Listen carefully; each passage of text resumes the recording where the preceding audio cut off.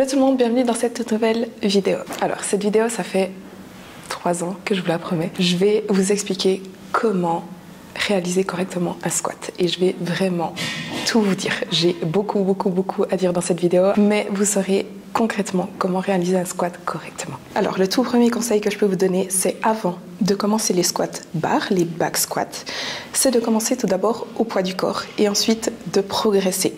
Si vous n'êtes pas capable de faire un squat au poids du corps, vous n'allez pas être capable de faire un squat avec une barre sur le dos. Donc d'abord poids du corps, ensuite halter, ensuite front squat et ensuite back squat. Le back squat, il faut se rendre compte, c'est vraiment un des mouvements de musculation les plus difficiles à réaliser. Donc on y va vraiment progressivement. Une fois que vous maîtrisez le squat au poids du corps, vous allez pouvoir gentiment progresser. Le deuxième conseil, c'est de travailler sur votre mobilité. Donc ça, c'est un gros sujet. En gros, pour être capable de réaliser un squat correct, vous devez avoir la mobilité suffisante pour pouvoir vous mettre dans la position demandée. Donc avoir suffisamment de mobilité de hanche, de mobilité de cheville et aussi de mobilité d'épaule. Un petit mot sur la mobilité. Quelle est la différence entre souplesse et mobilité? La mobilité, c'est en fait l'amplitude dans laquelle une articulation est capable d'aller. La souplesse, par contre, c'est à quel point le muscle est capable de s'étirer. Donc, en ce qui concerne le squat, si vos hanches ne sont pas suffisamment mobiles, vous n'allez pas être capable de vous mettre en full squat, de vous accroupir correctement, puisque votre articulation va être bloquée, va être limitée. Et si c'est votre cas, vous allez devoir faire des exercices pour améliorer votre mobilité. Je ne vais pas forcément vous donner des exercices dans cette vidéo parce qu'elle serait beaucoup plus longue.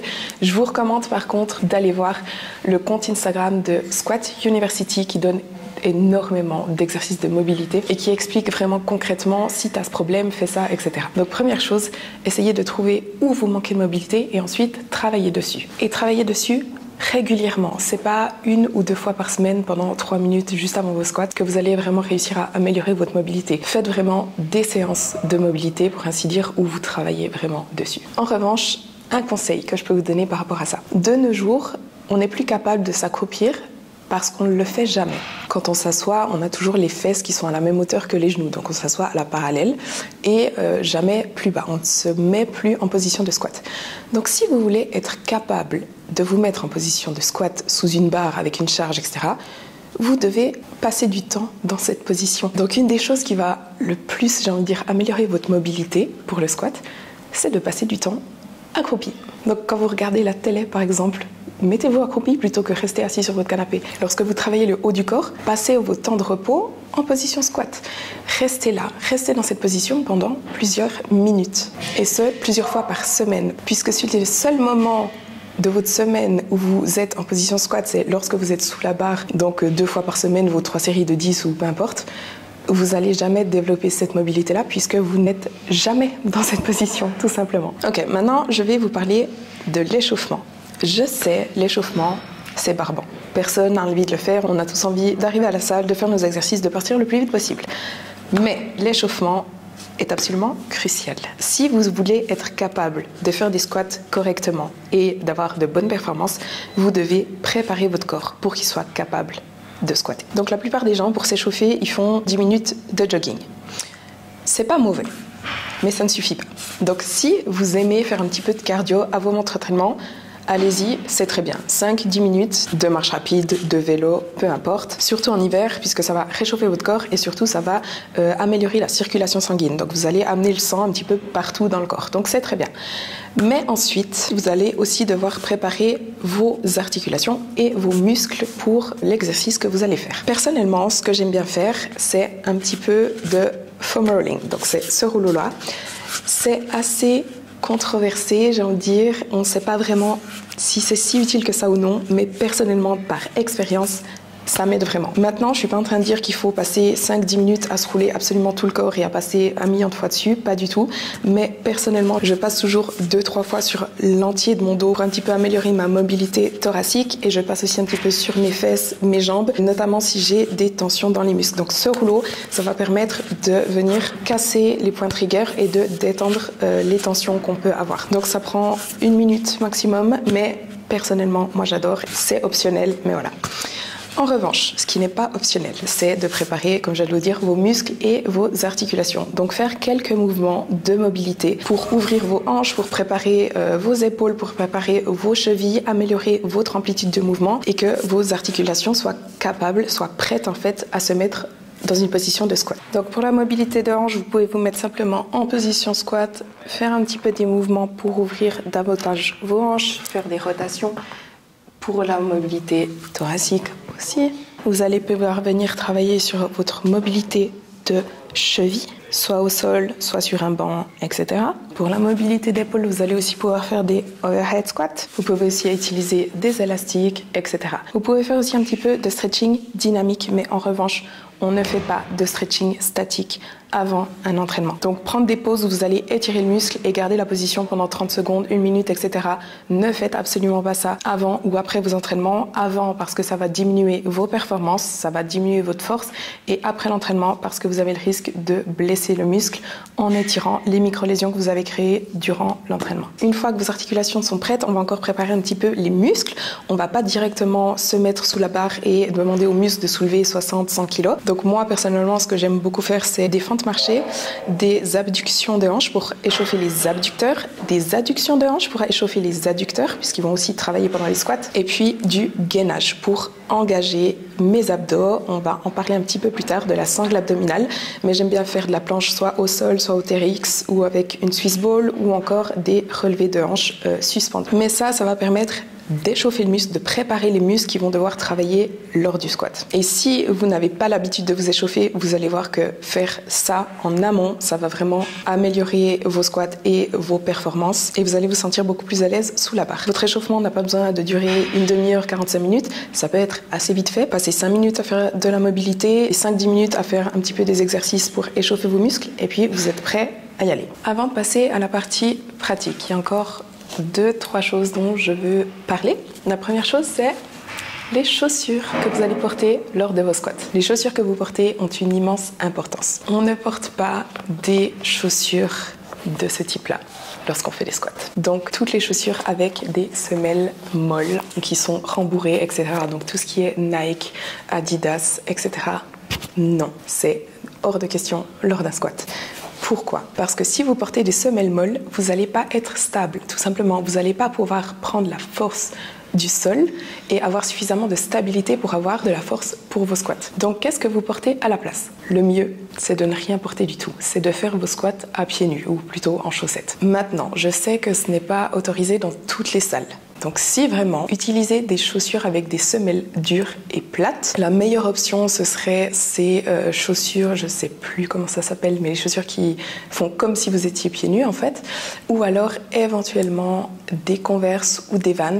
Ce n'est pas forcément le plus optimal puisqu'elles sont un petit peu serrées au bout et donc vous n'allez pas pouvoir écarter correctement vos doigts de pied, mais c'est encore la meilleure option si vous avez rien d'autre. Une dernière option, ce serait de mettre des chaussures de weightlifting. Donc c'est des chaussures qui sont faites exprès pour les squats et qui ont un léger talon. C'est utile lorsque justement vous avez un manque de mobilité. Ça va vous permettre de mieux réaliser le squat. Mais dans ce cas-là, si vous manquez de mobilité et que vous devez utiliser des chaussures de squat, ne les utilisez pas tout le temps parce qu'il faut aussi que vous pratiquiez sans pour vous habituer à vous mettre dans une position de squat sans cette aide justement. Donc faites par exemple toutes vos séries d'échauffement sans les chaussures et ensuite vous les mettez seulement pour vos séries de travail. Et la deuxième chose, c'est travailler quand même en parallèle sur votre mobilité. Les chaussures de weightlifting, ce n'est pas à utiliser pour cacher votre manque de mobilité, c'est pour vous aider le temps que votre mobilité s'améliore et que vous soyez capable en fait de vous en passer. Donc voilà, pour résumer, soit pieds nus, soit avec des chaussures à semelles dures et plates, soit des chaussures de weightlifting mais à ne pas utiliser tout le temps. Et ça d'ailleurs, ça vaut pour tous vos exercices jambes où vous allez pousser le sol avec vos pieds, donc que ce soit hip thrust, deadlift, fente, etc. Maintenant, ça, le pad, il va à la poubelle. Une barre qui est bien placée ne va pas vous faire mal. Vous ne devez pas placer la barre sur vos cervicales, sur vos os. La barre va venir se poser sur vos trapèzes. Donc elle va poser sur vos muscles en fait. La barre, on va pas la mettre ici. Là forcément que ça fait mal. On va venir la poser sur les trapèzes. Et lorsqu'elle est bien positionnée, ça ne fait pas mal. Mais pourquoi c'est important de ne pas utiliser un pad. Parce qu'en fait, le pad va empêcher le contact avec la barre et vous allez perdre en force. Je vous ai dit avant que vous allez prendre la force du sol. Donc la force en fait vient des pieds et remonte et se transmet à la barre. Honnêtement, c'est un petit peu compliqué à expliquer, mais vous allez devoir me faire confiance sur ce coup-là. Ça change tout. Vous aurez beaucoup plus de force sans utiliser le pad. Une chose que je dois mentionner, parce que honnêtement, je le vois beaucoup trop souvent en salle de sport. Il faut déraquer la barre du bon côté. Donc lorsqu'on fait un squat, on va se placer face au rack et non pas dos au rack. Pourquoi? Parce que lorsque vous allez déraquer, il n'y aura pas de souci. Mais lorsque vous allez re-raquer, imaginez que vous avez beaucoup de poids sur la barre. Ça va être très difficile pour vous de voir où est le rack en fait. Donc si vous re-raquez à l'envers, vous n'allez pas voir ce que vous faites et vous avez le risque de manquer les pins. Donc à la place, on se met face au rack et on vient déraquer vers l'arrière. Ça va permettre de re-raquer de façon beaucoup plus sûre. Je repasse juste un petit coup sur l'échauffement. On va dire que vous avez fait tout votre échauffement, vos articulations, vos muscles sont prêts, etc. Mais on n'a pas encore touché la barre. Maintenant qu'on va commencer nos squats, on ne va pas directement charger nos charges de travail. Imaginons que vous devez faire des séries à 60 kg ou pour un homme à 100 ou 120 kg. Vous n'allez pas directement commencer avec vos 60 ou vos 100 kg. Vous allez donc faire ce qu'on appelle des séries d'échauffement. Et je vous recommande de toujours faire quelques répétitions avec la barre à vide et ensuite vous allez gentiment, graduellement augmenter petit à petit. Et d'ailleurs, lorsque vous réalisez vos séries d'échauffement, on voit souvent des gens qui, puisque c'est léger, ne font pas attention à leur technique. Ils rushent leur série d'échauffement pour les faire le plus vite possible et ils ne réfléchissent pas à ce qu'ils font et honnêtement, ils font un peu n'importe quoi. Donc en fait, vous devez traiter vos séries d'échauffement de la même manière que vous traitez vos séries de travail ou vos séries en lourd. Chaque répétition, même si c'est léger, votre technique doit être absolument irréprochable. Ok, alors après tout ce blabla, on va passer à la pratique. Donc, on se place face au rack à squat. Les mains sur la barre, environ à largeur d'épaule. Si vous manquez un petit peu de mobilité d'épaule, vous pouvez un petit peu plus s'écarter, mais sinon, on va à largeur d'épaule. On se place sous la barre. Comme j'ai dit avant, la barre sur les trapèzes et non pas sur les cervicales. Et là, on va venir placer les deux pieds sous la barre. Important de ne pas garder un pied derrière, parce que lorsque vous aurez vraiment du poids sur la barre, vous n'allez pas pouvoir soulever la barre à une jambe. Donc, on ramène bien les deux pieds sous la barre. Et là, ce qu'on va faire, c'est qu'on va aligner son bassin et ses côtes. On prend une inspiration, on bloque les abdos et on soulève la barre. On fait un pas en arrière, un deuxième pas en arrière. On réajuste un petit peu si nécessaire et normalement, on est prêt à squatter. On ne va pas faire plusieurs pas en arrière, aller à gauche, aller à droite, peu importe. Essayez vraiment de le faire simplement en deux pas.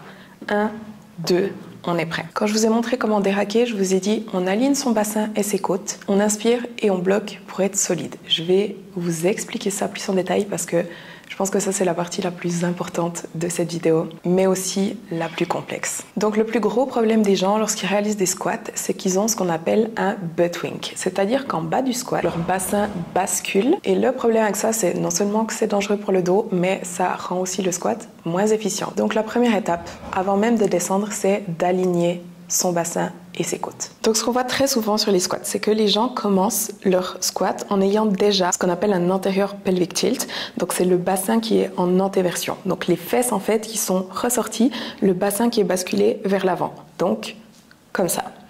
Le problème c'est que justement si on commence un squat déjà dans cette position, c'est là que en bas du squat, le bassin se renverse et qu'on a un butt wink. Donc si je fais un squat comme ça, mon bassin, lorsque je vais arriver en bas, il va se renverser.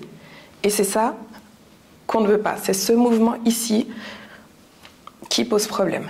Parce que lorsque vous aurez du poids sur le dos, ça va provoquer une immense pression sur le bas du dos et vous risquez vraiment de vous faire mal. Donc là, je vais vous expliquer comment corriger ça.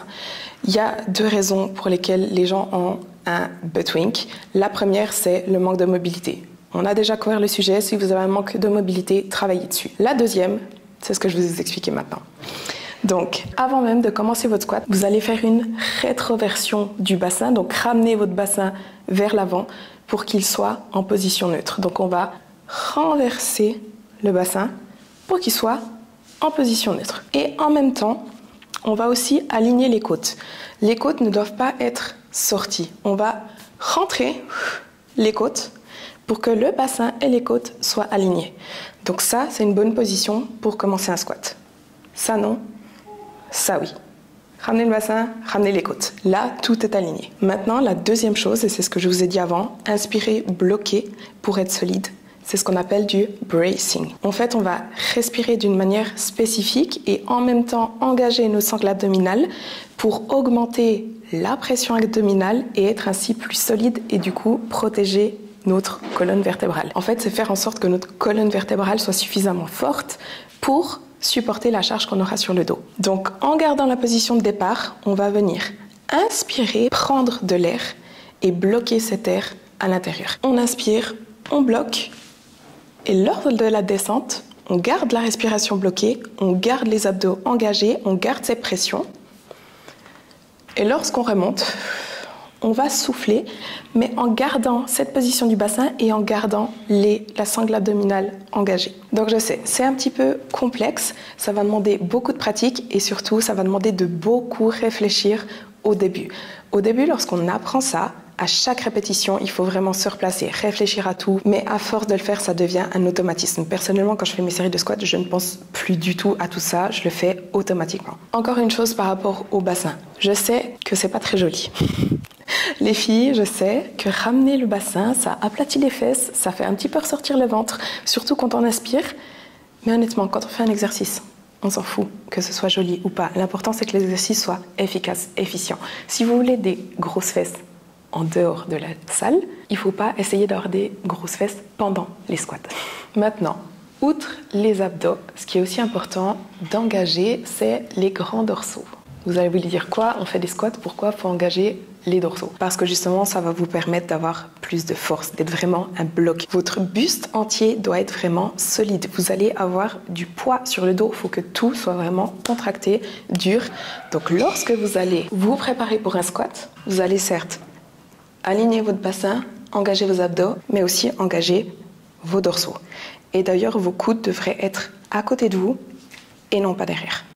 Donc, on va ramener les coudes à côté de nous. Encore deux dernières choses qui sont importantes. On entend souvent, il faut pousser les hanches vers l'arrière. Le problème avec ça, c'est que vous allez perdre l'équilibre. Personne ne va pouvoir squatter en poussant les hanches vers l'arrière. Vous allez partir en arrière. À la place, vos hanches vont descendre simplement vers le bas. Donc vos hanches vont descendre en dessous de votre buste. On va descendre avec les hanches ici et non pas vers l'arrière. Et la dernière chose qui est aussi importante et qu'on entend malheureusement trop souvent, c'est de mettre le poids sur les talons. Là aussi, si vous mettez tout le poids sur vos talons, vous allez perdre l'équilibre. En réalité, il faut répartir votre poids sur tout votre pied. Et en réalité, sur 3 points. Je vais vous le montrer ici sur une image. Mais répartir votre poids uniformément sur votre pied va vous permettre d'être beaucoup plus stable et donc d'avoir beaucoup plus de force. Je vais juste réaliser quelques répétitions en répétant un petit peu ce que je viens de vous dire pour que vous puissiez un petit peu mieux visualiser et comprendre. Donc on déraque. On vient sous la barre sur les trapèzes, les deux pieds. On ramène le bassin, on inspire, on bloque, on déraque, un pas en arrière, 2 pas en arrière. On se replace un petit peu si nécessaire. On garde toujours le bassin bien neutre, les côtes vers le bas. On vient inspirer, engager les abdos, engager les dorsaux. On descend les hanches en dessous de nous et non pas vers l'arrière. Et une fois en bas, on pousse sur tout le pied. On expire en restant gainé. Et on répète toutes les étapes à chaque répétition.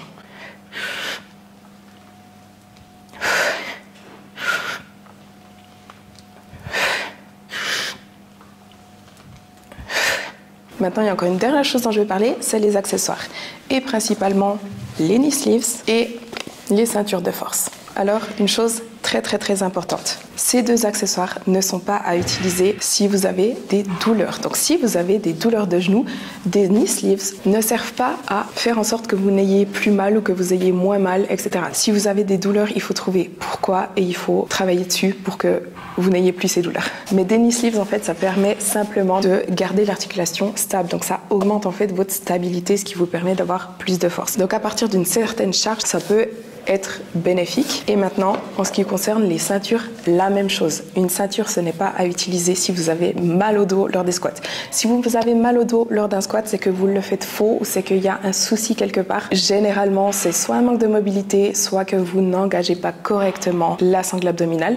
Mais une ceinture de squat, du coup, à quoi ça sert? Ça sert à augmenter la pression abdominale dont je parlais avant. Donc votre sangle abdominale va être capable de soulever jusqu'à une certaine charge, mais au bout d'un certain moment, ça va être trop lourd pour que vos abdos produisent suffisamment de pression pour supporter la charge en question. Donc utiliser une ceinture, en fait, ça va venir augmenter cette pression et vous permettre justement de soulever plus lourd. Donc là aussi, c'est utile qu'à partir d'une certaine charge, généralement, on dit en théorie autour de 80% de sa 1RM, mais en réalité, vous allez le sentir lorsque vous avez besoin d'une ceinture. Et donc, on utilise une ceinture ou des knee sleeves seulement à partir du moment où on maîtrise la technique du squat et pas avant. Avant, ça ne sert à rien. Donc voilà, j'espère vraiment que c'était clair. J'espère que cette vidéo pourra vous aider. Si vous avez des questions, n'hésitez vraiment pas à les mettre dans les commentaires. En tout cas, j'espère que cette vidéo vous a plu. Si c'est le cas, n'oubliez pas de liker la vidéo et de vous abonner à ma chaîne si ce n'est pas encore fait. Et on se voit dans la prochaine vidéo.